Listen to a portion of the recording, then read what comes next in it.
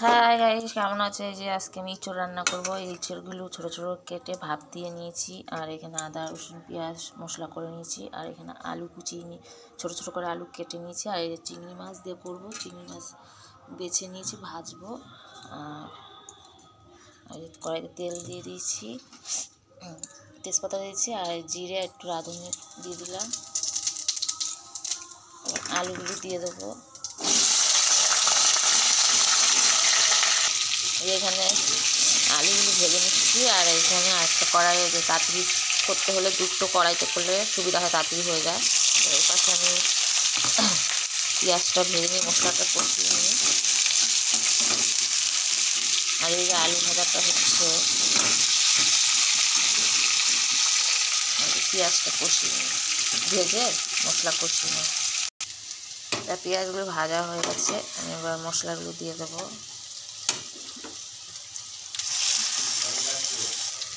আলুগুলো ভাজা হয়ে গেছে, আলু ভাজাগুলো নামিয়ে দেবো।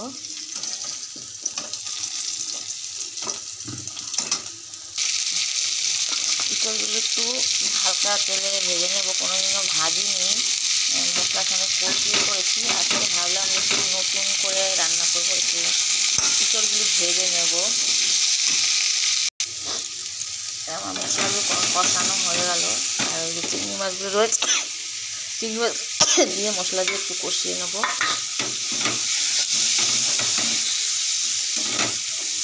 আর এখানে যে ইঁচড়গুলো একটু ভেজে নিচ্ছি।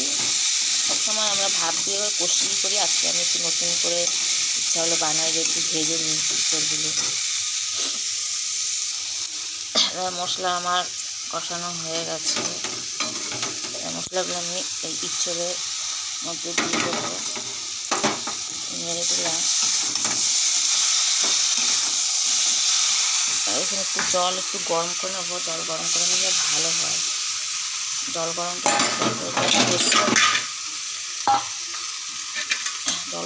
নিলে টেস্টও হয়, ভালো হয়। আর এখানে আলুগুলো আছে, আলুগুলো দিয়ে দেবো।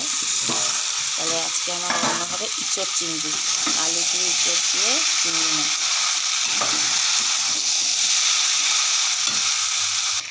তাহলে আজকে আমার ইঁচড় চিংড়ি কষানো হয়ে গেছে, হয়ে এসছে।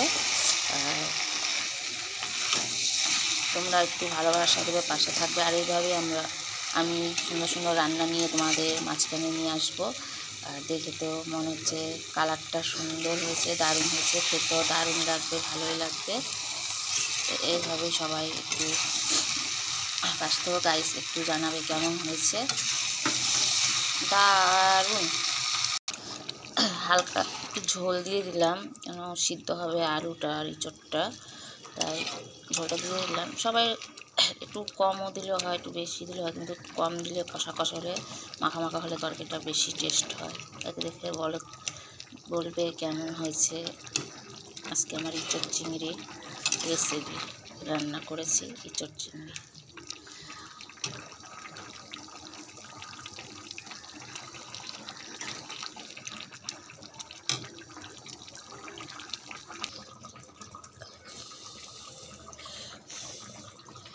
হালকা একটুখানি চিনি দিয়ে দিই, টেস্ট হবে, হালকা একটু কালার হবে, একটু হালকা হালকা, বেশি না, অল্প একটু।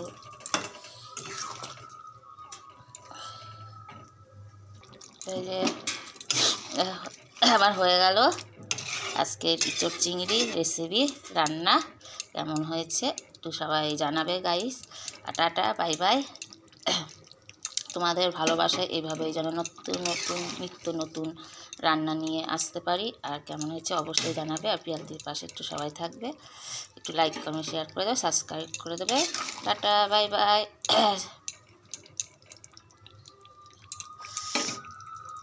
এই যে আজকের ইঁচড় চিংড়ি।